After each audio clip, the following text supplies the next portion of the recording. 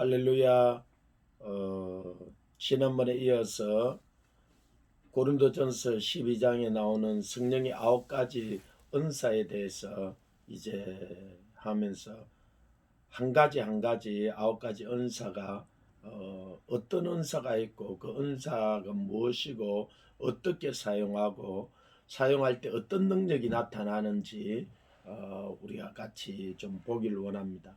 이 사도 바울이 고린도전서 2장 4절 5절에서 말씀하면서 이렇게 말씀하고 있어요. 내 말과 내 전도함이 설득력 있는 지혜의 말로 하지 아니하고 다만 성령의 나타나신가 능력으로 하여 너희 믿음이 사람의 지혜에 있지 아니하고 다만 하나님의 능력에 있게 하려 하였노라. 이 성령의 역사로 말미암아 성령의 나타나신가 능력으로 한다고 했는데 이 성령의 나타남이 어떻게 나타나는가? 은사로 나타난다는 거예요. 그래서 이 고린도전서 12장 7절에도 각 사람에게 성령의 나타내심은 유익하게 하려 하심이라. 각 사람에게 성령이 나타내심을 하는데 어떻게 은사로 나타난다는 거예요. 그럴 때 성령의 은사가 나타날 때 하나님의 능력이 임하는 거예요. 그래서 그러면 지혜의 말씀의 은사가 나오는데 지혜의 말씀의 은사는 어떤 거냐는 거야. 성경에 실 예들을 이렇게 볼 수 있는데 하나님의 그 성령이 임하면 이 옛날에 선지자들에게 왕들에게 제사장들에게 성령이 임하죠. 그때 그들에게 지혜의 말씀의 은사가 나타나요. 예를 들면 나단에게 하나님 선지자로서 성령이 임하죠. 그때 그에게 지혜의 말씀의 은사가 나타나는데 다윗이 바세바를 범하고 우리아를 죽이고 아무도 모르게 했죠. 그걸. 그런데 하나님이 나단 선지자에게 나타내 주시는 거예요. 다윗이 무슨 죄를 지었는지, 그리고 또 어떻게 지적해야 하는지, 어떻게 가서 해결을 시켰는지. 그래서 나단이 가서 다윗에게 정말 지혜로 이야기를 했고 다윗이 회개하고 온전케 되는 성령의 나타나심으로 지혜의 말씀이 나타나심으로 온전케 되는 거예요. 그다음에 엘리사 같은 경우에도 이 나만장 아랍의 나만 장군이 찾아오잖아요. 근데 하나님이 엘리사 같은 경우에도 성령의 충만함이 있죠. 그때 지혜의 말씀의 은사가 나타나요.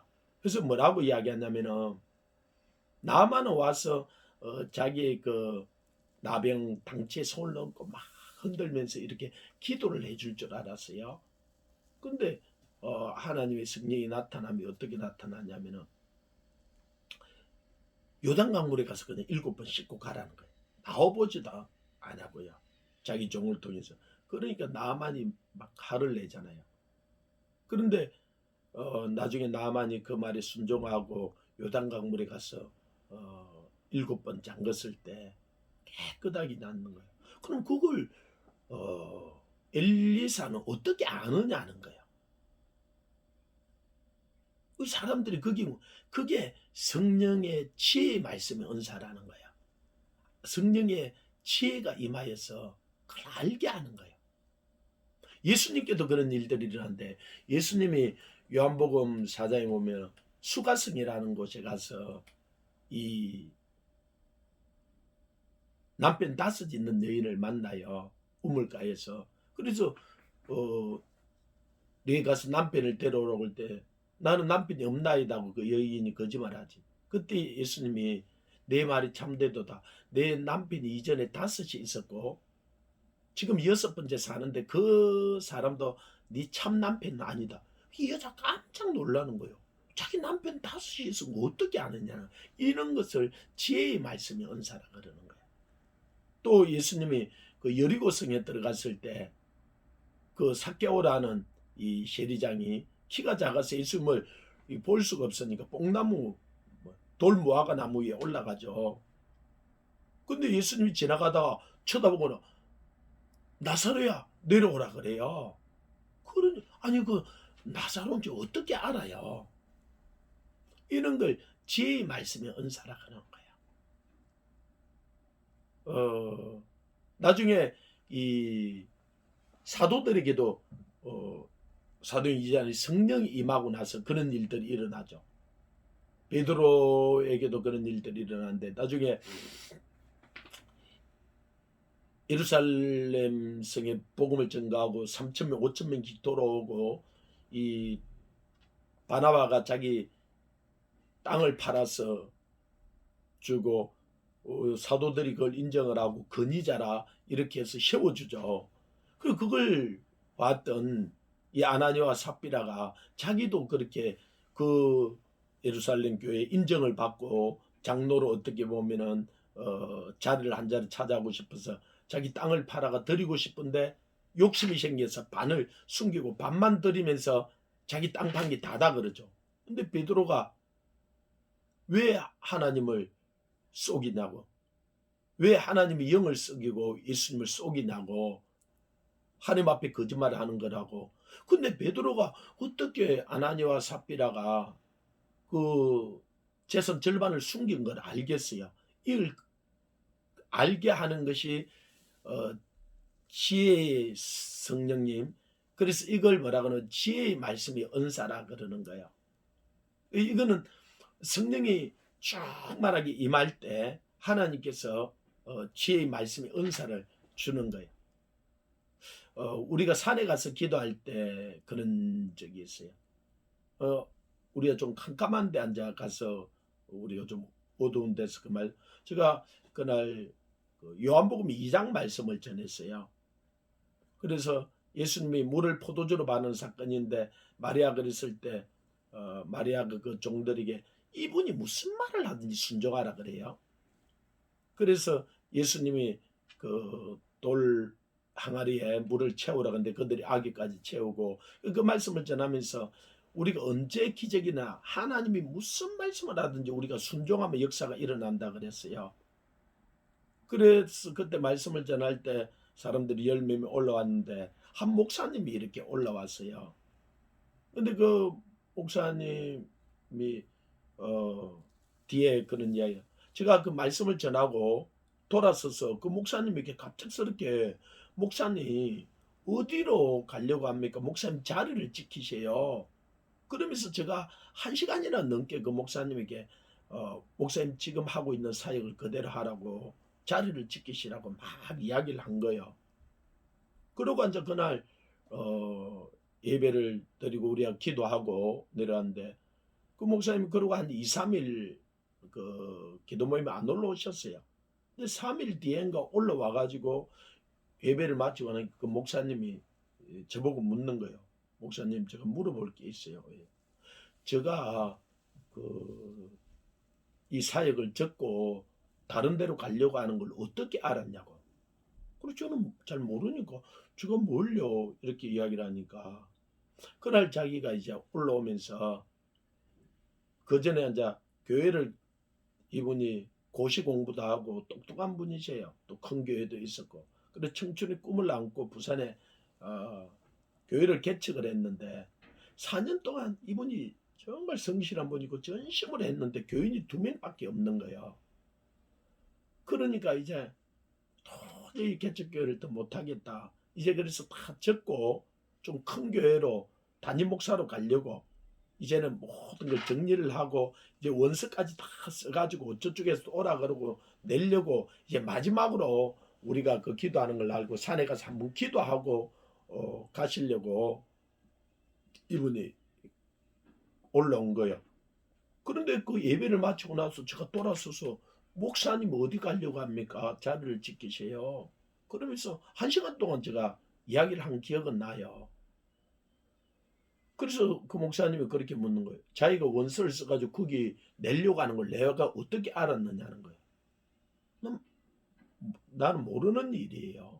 근데 그 목사님 뭐라 그러냐면, 자, 마지막으로 그 원서를 써가지고 이제 정리하고 이제 마지막 기도하고 가려고 원서를 했는데 제가 그러는 바람에 내려가서 그 원서를 찢어버리고 이제 원서를 찢어버리고 다시 하려고 그러니까 힘도 안 나고 그래서 3일 동안 울었다는 거예요. 울다가 아니 그 목사님이 나에게 그랬으니까 그 목사님한테 가서 물어보면 앞으로 사역을 어떻게 해야 될지 알겠다고 와서 목사님 내가 도망가려고 했던 거 어떻게 알았냐고. 전 제가 알기는 뭘 알아요. 누가 아냐면 성령님이 아시는 거예요. 성령님이.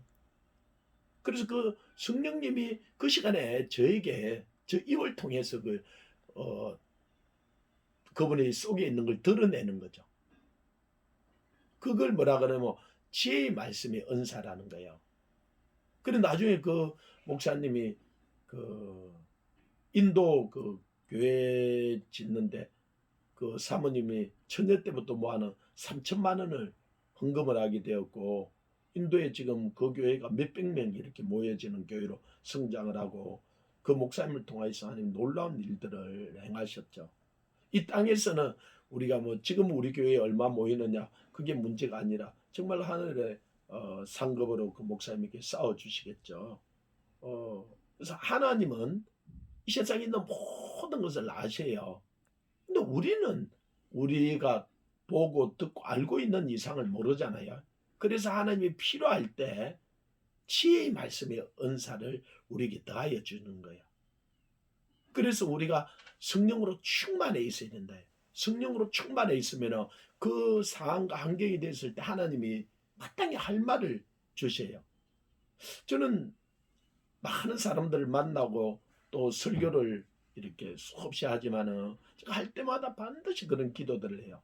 하나님, 나는 정말 무슨 말을 해야 될지를 잘 모릅니다. 어떻게 해야 될지도 잘 모릅니다. 하나님 이 진짜 건세자들 앞에 서서 말을 할 때 무슨 말을 해야 될지 알게 해 주옵소서. 그리고 네가 어떤 건세자 앞에 있을 때 무슨 말을 할까 염려하지 말라. 그 시간에 할 말을 주시는 이는 성령이시니 성령이 마땅히 할 말을 주실 거라는 거예요. 그래서 저는 성령님이 그 마땅히 할 말을 주실 거라 믿고 제가 사람들을 만나고 상담도 하고 또 설교도 하는 거예요. 그때 하나님께서 저기 놀라운 제가 전혀 알고 있던 지혜 지식이 아니라 하늘에서 주는 그런 지혜들을 주시는 걸 봐요. 그래서 고린도전서 2장 9절에 하나님이 하시는 일은 이 성령은 우리 눈으로도 보지 못하고 귀로도 듣지도 마음으로도 생각지 못했던 놀라운 일들을 이 성령이 행하신다는 거예요. 그래서 우리가 이 성령의 9가지 은사 이거는 공부를 해서 아는 게 아니에요. 아니 공부를 한다고 뭐 다윗이 무슨 죄를 지었는지 아나니아와 삽비라가 그걸 뭘 속였는지 그걸 어떻게 알겠어요? 이거는 우리가 뭐 누구에게 배워서 하는 게 아니에요. 그래서 요한일서 2장 20절 그 27절에 보면은 성령이 너에게 임하여서 너희가 누구에게 배울 필요가 없고 그래. 이 말은 나중에 지식의 말씀의 은사 이제 다음번에 할 거는 또 달라요. 그러나 지혜의 말씀의 은사는 우리가 배워서 하는 게 아니에요. 성령이 임하여서 예를 들면 다니엘이 그 느부갓네살이 꿈을 꾸고는 꿈을 이야기해주도 않고 지가 무슨 꿈을 꿨는지 그 다음에 그 꿈이 뭔지 해석을 해내라 그러잖아요. 근데 이 꾸는 게 어디 책에 어디 있어요? 이거는 알 수가 없는 거예요. 이거는 하나님의 지혜가 임하지 아니하면은요, 알 수가 없는 거예요. 다니엘은 하나님이 자기에게 지혜를 준다는 걸 알잖아요. 믿잖아요. 그래서 사드락 메삭 아벳느고 보고 기도해 달라 그러고 이 느부갓네살 왕에게 서둘지 말고 며칠 기회를 달라 그러잖아. 근데 진짜 그 믿음대로 기도하는데 하나님이 지혜를 주잖아요. 그래서 그 무슨 꿈을 꿨는지 또 그 꿈의 해석이 뭔지를 알게 되잖아요. 요셉이 그 바로의 꿈을 해석하는 것도 그런 있는 지혜의 말씀의 은사예요. 이게. 그래서 우리가 이 지혜의 말씀의 은사를 사모하고 성령으로 충만해 받으면은 우리 사이에 놀라운 일들이 일어나는 거예요. 그래서 사모하라는 거예요. 하나님께서 가장 좋은 길을 너에게 보이겠다고 사모하는 영혼에게 만족해 한다는 거예요. 그러려면은 우리가 하나님과 가까이 하고 기도를 쭉 많이 하고 성령으로 충만해져야 돼요. 성령으로 충만하면은 이 성령의 9가지 은사들이 그 적재적소에 나타나요. 그걸 잘못 쓰면은 우리에게 하가 되죠. 예를 들어서 잘못 쓴 사람 중에 지혜의 말씀의 은사를 어떤 사람이냐, 이 발람 선지자 같은 사람. 하나님이 지혜의 말씀의 은사를 주기도 줬는데 그가 그 지혜를 잘못 쓰죠. 그래가지고 나중에는 결국은 하나님 앞에 책망을 받고 멸망을 받는데, 그래서 받은 사람들이 더 질서 있게 쓰고 조심해서 쓰고, 그 다음에 하고 나서 나는 참으로 무익한 종입니다, 마땅히 할 것을 한 것뿐이고 하나님이 하셨습니다, 그런 고백들을 해야 되죠. 그걸 가지고 자기가 내면 주신 분이 있는데 그건 받아서 하는 건데 내가 만들어낸 게 아니라는 거야. 그래서 우리는 제 말씀의 은사, 이 9가지 은사 앞으로 계속 할 거지만은 사모하고, 그 다음에는 이게 놀라우게 싸네. 근데 이런 것들을 잘못하면요, 이 기도원 같은데 점장이처럼 그런 것들을 사용하는데 그렇게 사용하는 게 아니에요. 하나님께서 우리에게 하늘의 지혜를 준 것인 거고, 그리고 야고보서 1장 보면 너희가 지혜가 부족하거든 후히 주시고 꾸짖지 않는 자에게 구하라는 거예요. 그럼 후히 그 지혜를 주시라. 그 지혜를 주시면요, 그런 지혜의 말씀의 은사가, 그 지혜가, 우리는 다 지혜는 어느 정도는 있어야, 죄를 범하고 이 타락을 해서 그렇지. 그런데 성령이 임해서 다시 회복시키면은 이 아담이 얼마나 지혜의 말씀의 은사에 충만했어요. 그러니까 그 짐승들을 보면은 그냥 그 속성까지도 다 알고 이름을, 그거는 배워서 하는 게 아니야. 하나님이 옆에 나타나서 뭐라고 지어라 가르치는 게 아니에요. 그냥 지혜의 말씀의 은사가 임하여서 아는 거예요. 솔로몬도 내가 뭐 지혜를 달라 그럴 때 그런 지혜의 말씀의 은사가 임하는 거예요. 그러니까 그 서로 아이가 자기 거라 그럴 때 이걸 어떻게 해야 되는지 순간적인 그 지혜의 말씀의 은사가 나타나는 거야. 그러니까 칼을 달라 그래가지고 반쪽에다 그러는 거야. 그러니까 진짜 엄마는 쪼개면 안 되니까 죽이지 말고 저해줘. 이 가짜 엄마는 그래 지 것도 안 되고 내 것도 안 되고 반 쪼개라. 그 누가 자기 엄마인지, 그 심리를 이용하는 것도 있지만 그런 지혜의 말씀의 은사라는 거 그런 거예요. 그래서 우리도 이는 지혜의 말씀의 은사가 나타나면요, 이 목회하는데도, 또 우리가 전도하는데도, 우리가 또 사업하는데도, 이 사람을 만나고 분별하고 하는데도 얼마나 놀라운지 몰라요. 그래서 우리가 성령이 충만함을 입고 이런 지혜의 말씀의 은사가 저나 여러분이나 다 충만하게 일어나서 주님처럼 지혜롭고, 아니 그런 부분도 주님을 닮아야죠. 이 성품도 닮아야 되지만 그런 은사도 닮아야 되는 거예요. 그래서 예수님이 성령이 임하면 내가 하는 일도 너도 할 것이고 나보다 더 큰 일도 하리니 내가 아버지께로 가서 성령을 너에게 보내준다는 거예요. 이 성령 안에 있는 은사예요. 우리에게 하나의 사역을 할 수 있는 무기를 준 거예요. 그래서 여러분들이 충만히 받고 또 잘 사용하는 저와 여러분이 되기를 주님으로 축원합니다. 감사합니다.